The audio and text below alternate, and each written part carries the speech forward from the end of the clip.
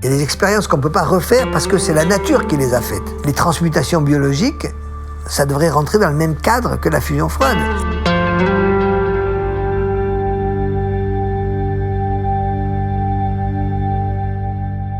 Dans le Soleil, dans les étoiles, c'est le même mécanisme. Il existe des expériences qu'on ne peut pas refaire. Si on regarde bien qui a fait des découvertes, c'est des gens qui sont sortis des sentiers battus.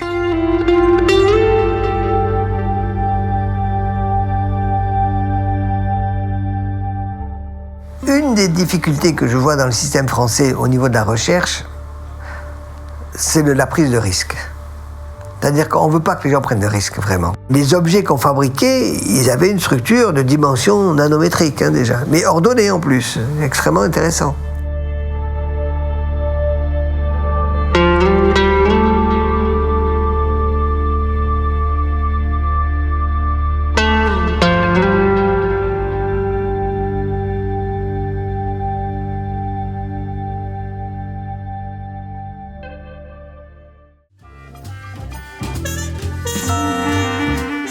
Je crois que je me souviendrai toujours de ce 23 mars 1989. J'apprends par la presse que deux chercheurs, l'un américain, Stan Ponce, l'autre anglais, Martin Fleischmann, deux personnalités bien connues, surtout Fleischmann qui a travaillé sur les surfaces, disons mon domaine de prédilection, c'est mon domaine à moi, donc c'est quelqu'un de connu dans le milieu, qui a fait des découvertes importantes. Et ces deux chercheurs disent qu'ils ont réussi à faire des réactions nucléaires dans un tube à essai. Donc faire une réaction nucléaire dans un tube à essai, c'est-à-dire dans des conditions quasi ordinaires, c'est vraiment extraordinaire, ça. C'était de l'électrochimie.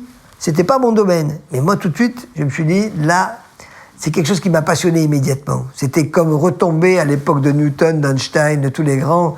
Quelque chose s'était passé. Vous savez, dans la vie d'un chercheur, quand un événement comme ça se produit, c'est tellement unique qu'on ne peut pas laisser passer ça. La fusion froide est une énergie propre, quasi inépuisable. Lorsqu'elle sera mise au point de manière industrielle, elle permettra de produire de l'énergie à différentes échelles, aussi bien pour des applications domestiques que mobiles, comme la voiture. Elle a l'énorme avantage d'être délocalisable et utilisable partout. Sa matière première, du palladium et du deutérium, ou du nickel et de l'hydrogène.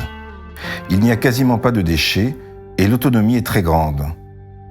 Alors que la fusion thermonucléaire a besoin de très hautes températures pour être réalisable, la fusion froide fonctionne à des températures ordinaires. La fusion chaude a besoin d'énormes machines qu'on ne sait pas encore concevoir. La fusion froide fonctionne dans un confinement métallique extrêmement simple. La fusion froide est douce. La fusion thermonucléaire utilise la force brutale. Une révolution énergétique est en route. Le monde en a besoin.